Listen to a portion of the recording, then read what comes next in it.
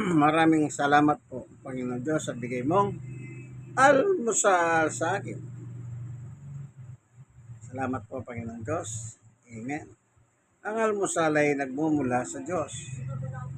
Ayon sa Mateo 6:9, Ama namin nasa langit ka, inileben, bigyan mo kami ng aming kakanin araw-araw.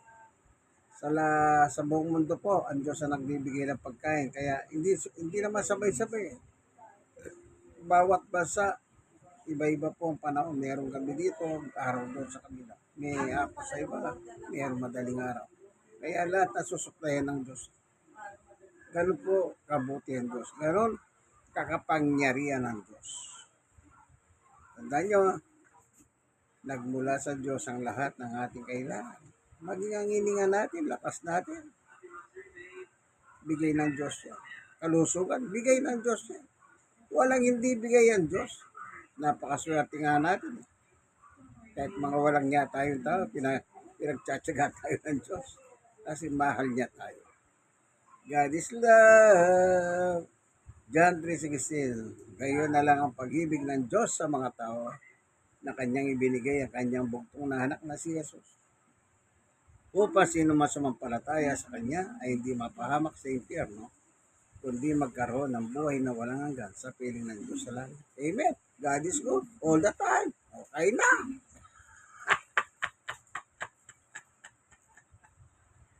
Kain na, kain na, kain na. Ito, tinapay, pan. Hindi pa naman na cheese. Ito naman, chocolate. Chocolate kasi sabi ng doktor sa akin, huwag ka na magkape. Kailan lang.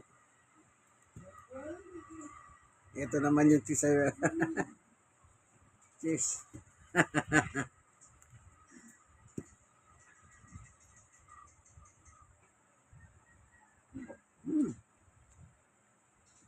Sarap.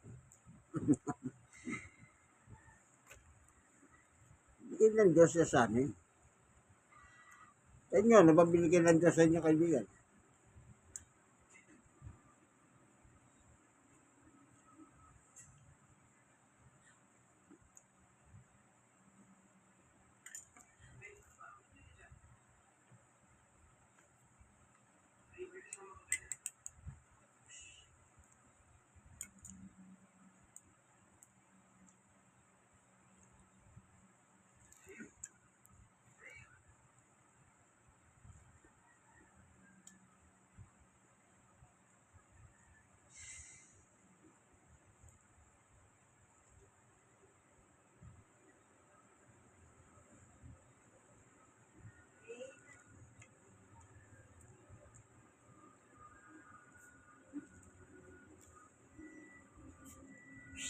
Patayin ko muna to, ilaw. Oh.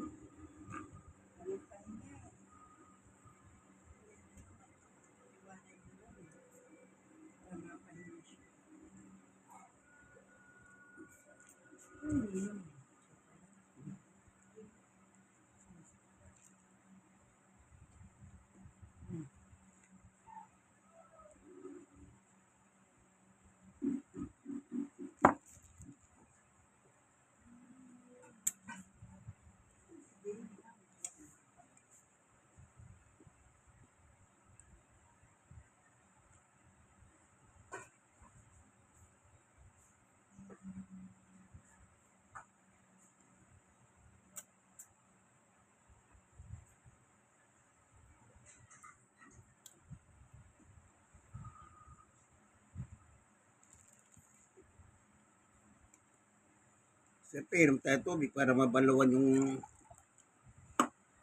nasa bibig natin. Di ba tama ganon? Babalawan. Kung alin yung pinagtimplan mo. Yun ang lalagyan mo lang to. At inom eh. Only in the Philippines.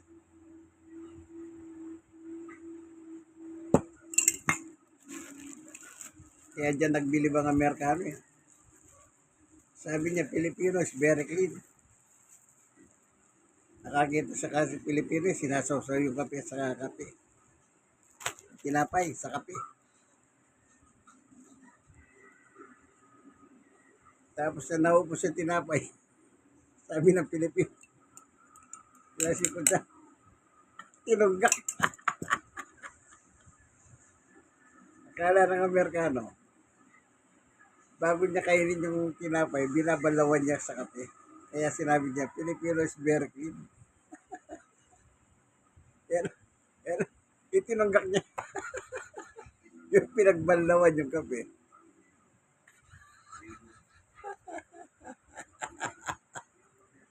Sabi ng Amerikano, oh no, I mistake.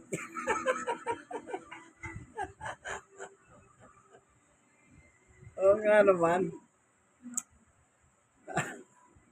Tapos ang balawan yung tinapay, tsaka kinain namin. Eh, paano pa binalawak?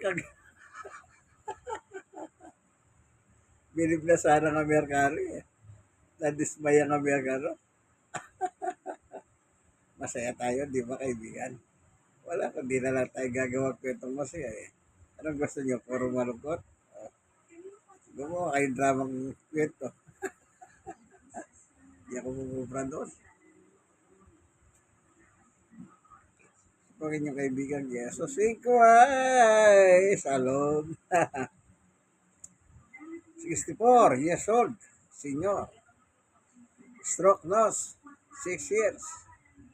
Person with disability, 6 years. Pero sa hawak tulong ng Diyos, malakas pa. Losopin, losopin, losopin.